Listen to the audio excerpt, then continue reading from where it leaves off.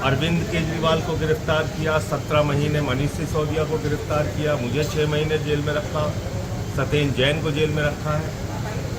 और जब ठीक चुनाव करीब आ गया तो अमानतुल्लाह को आज पकड़ के जेल में डाल दिया, क्योंकि अब जमानत हो रही है एक के बाद एक। और अब अरविंद केजरीवाल जी को भी जमानत मिलने वाली है, वो भी बाहर आने वाले हैं, तो कोई ना कोई खबर चाहिए, तो अमानतुल्लाह को गिरफ्तार कर दिया। निराधार बेबुनियाद कोई मामला नहीं है अमानतुल्लाह के खिलाफ। कैसे गिरफ्तार किया गया? एक इंसानियत होती है, इंसानियत को कुचल कर गिरफ्तार किया गया। अमानतुल्लाह की सासू माँ का कैंसर का ऑपरेशन हुआ है 3-4 दिन पहले, वो गंभीर हालत में अस्पताल से यहां लाई गई और घर पे एक वृद्ध महिला जो जिंदगी और मौत से जूझ रही है, घर वाले बता रहे हैं कि भाई उनकी हालत ठीक नहीं है, हमने आपसे लिख के समय मांगा है। ऐसा भी नहीं कि ईडी को नहीं पता था। अमानतुल्लाह की मदर इन लॉ के बारे में ईडी को नहीं पता था, ये भी नहीं है। लिख के सूचना दी गई कि हमें कुछ समय दे दीजिए, हमारी मदर इन लॉ की तबीयत खराब है, उनको कैंसर हुआ है, कुछ वक्त दे दीजिए, हम इन्वेस्टिगेशन जांच करेंगे। और आपको अब मैं जो बताने जा रहा हूं वो कानून के किस दायरे में जांच है या कॉमेडी है, ये मीडिया के लोग और इस देश के लोग खुद तय करें। 2016 में वक्फ बोर्ड का एक मामला बनाया जाता है और उस मामले के आधार पर सीबीआई पर्चा दर्ज करती है। पहला पर्चा 2016 में, 6 साल तक सीबीआई जांच करती है उस मामले की।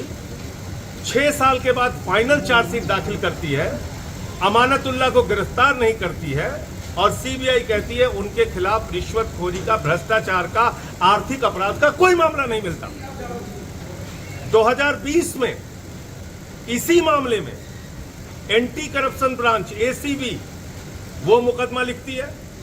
इसी मामले में ईडी कूद पड़ती है, ईडी मुकदमा लिखती है।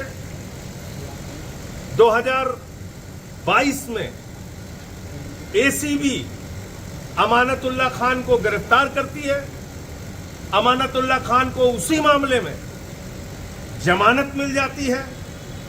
कोर्ट कहती है, कोर्ट की टिप्पणी है जब एसीबी से जमानत मिली कि अमानतुल्लाह खान के खिलाफ कोई भी भ्रष्टाचार, आर्थिक अपराध, रिश्वतखोरी का मामला नहीं है। उसके बावजूद 2023 में अमानतुल्लाह खान के घर पे ईडी का छापा होता है, ईडी की छापेमारी चलती है। फिर 2024 में ईडी बुलाती है, 13 घंटे तक पूछताछ करती है। किस मामले में पूछताछ कर रहे हो? जिस मामले में जमानत मिल चुकी है, जिस मामले में सीबीआई की फाइनल चार्जशीट दाखिल हो चुकी है। ये ड्रामा नहीं है, कॉमेडी नहीं है, तो क्या है?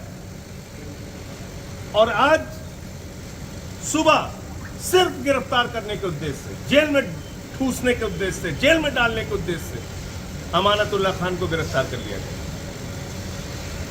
मैं भाजपाइयों को कहना चाहता हूं, तुम पूरे देश के सामने एक्सपोज हो चुके हो और तुम्हारे नेता, देश के प्रधानमंत्री नरेंद्र मोदी एक तानाशाह के रूप में स्थापित हो चुके हैं। बड़े बड़ों की तानाशाही नहीं चली, तुम्हारी भी नहीं चलेगी। तुम भी एक दिन सत्ता से हटोगे, जाओगे और इन बातों का जवाब देना पड़ेगा तुमको। आप सिर्फ गिरफ्तारी पे गिरफ्तारी किए जा रहे हैं। सुप्रीम कोर्ट से ईडी को लताड़ लग रही है, सीबीआई को लताड़ लग रही है, जांच एजेंसियों को लताड़ लग रही है। बावजूद इसके आप सुधरने का नाम नहीं ले रहे। आप आके अरेस्ट करके लेके चले जा रहे हैं। किसी को भी पकड़ो, कॉलर पकड़ के गिरफ्तार करो, जेल में डालो। ये कौन सा न्याय है? ये कौन सी कार्रवाई है? ये कौन सी व्यवस्था है?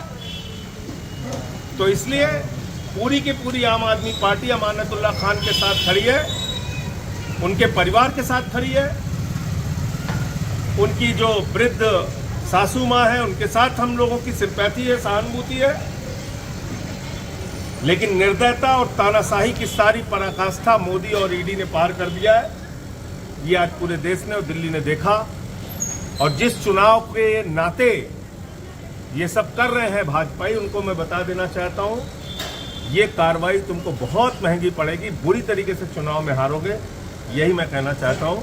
न्याय मिलेगा अमानतुल्लाह को भी, उनके खिलाफ कोई सबूत नहीं है, कोई मामला नहीं। विजय नायर को आज जमानत मिली, इस पर क्या कहें? इसमें अभी सबको जमानत मिलेगी। विजय नायर को जमानत मिली है, अरविंद केजरीवाल को भी जमानत मिलेगी बहुत जल्दी। इसीलिए तो नया नया मामला ये लोग तैयार करते हैं। खबर कैसे चलाएंगे आम आदमी पार्टी के खिलाफ? सबको जमानत मिलती जा रही है, कोई सबूत है नहीं, तो बस एक मजाक बना लिया अपनी जांच एजेंसी के नाम पे। आते हैं, किसी का भी कॉलर पकड़ते हैं, चलो जेल चलो, चलो जेल चलो। सर राजस्थान और गिरफ्तारी का जो आधार दिया उसको पढ़ के आपको शर्म आएगी।